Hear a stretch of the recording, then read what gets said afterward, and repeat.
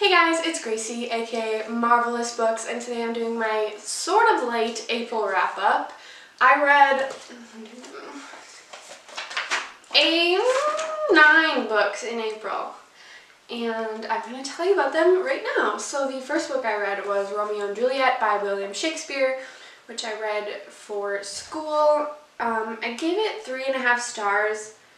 It was kind of awful, but to the point where it was entertaining, which is why it wasn't a low rating. I really enjoyed it just because of how awful and stupid all the characters were. But I feel like Shakespeare knows he's doing this. Like, he's like, oh, these characters are stupid on purpose, which is what makes it entertaining. The second book I read was And the Trees Crept In by Don Kurtagich. This I read for my challenge of reading the lowest books on my TBR. I'm not going to talk about all my thoughts now because I have a different video that I will link, and I gave this 4 stars. The third book I read was also for that challenge, which was Wild Beauty, and I gave this 5 stars. The fourth book I read was Good Morning, Good Night, Little Pep Talks for Me and You by Lin-Manuel Miranda, illustrated by Johnny Sun. I read one good morning and one good night every day from January 1st to like April 11th. And that's how many there is. I read one every day. I gave this 4 stars for a small sentence or two on each page just to motivate you. I don't feel like I can rate it 5 stars as a book and as a whole.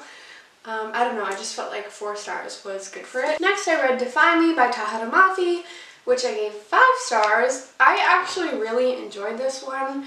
I know a lot of Shadow Me fans were kind of like eh about it, but I enjoyed it. It wasn't, at first I was like, is this my favorite one? Then I realized no, it's not. I think Ignite Me is still my favorite. But I really enjoyed it. I feel like it went really fast and the timeline was a little all over the place, but it was really fun. I think it's hard for me to give anything in this series below 5 stars, just because maybe nostalgia isn't the word, but that's what I'm thinking of. This is one of the series that got me, or that I read when I was first really getting into reading. And when I a little bit before I started my channel, so kind of nostalgic for me. I love Tahereh's writing so much. Then for the challenge again, I read Amber and Dusk by Lyra Celine, which I gave 4.25 stars. I'll talk about this again because you can watch that other video to hear my thoughts. The 7th book I read was The Mermaid's Voice Returns in This One by Amanda Lovelace. This is the 3rd book in a poetry collection series. I really enjoyed it. I gave it 4 stars.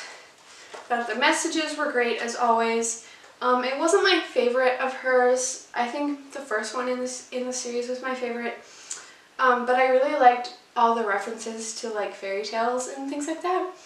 And I read this for the Mellifluous Book Club book of the month, or for the theme, which was women's empowerment. Next I read Dress Codes for Small Towns by Courtney Stevens. I was getting to the end of the month and I still hadn't read anyone's favorite book, which if you're new, you don't know that I'm reading one person's favorite book, someone that's close to me, every month for the whole year this year. And I was like, I don't know, so I stretched it a little bit. And I read my favorite booktuber's favorite book. Books and Lala's favorite book is Dress Codes for Small Towns. I gave it 4.25 stars. I really loved the exploration of gender and sexuality. The friend group in this was so realistic and adorable to me. I just wasn't a huge fan of the writing, which is why I got a little bit docked. The last book I read in April was Nice Try Jane Sinner by Leanne Olke. I can't remember how to say this. I gave this 4 stars. Something I wasn't expecting or hadn't heard about this book was that it's kind of written in a script/diary form, which was interesting, but not my favorite at the same time. The characters were very unique. I thought the main character was extremely unique. I think whether authors mean to or not, there's this certain girl, usually female, main character in a lot of YA books that have similar characteristics, and I think Jane really was different from them, so she was really fun to read about. And I thought the plot was also very unique and refreshing from some plots that get similar, and it was just all around like a unique contemporary, and I thought that was really fun. Those are the books I read in April. Let me know if you've read any of these books and how you felt about them. Thank you guys so much for watching. Have a good day. Bye.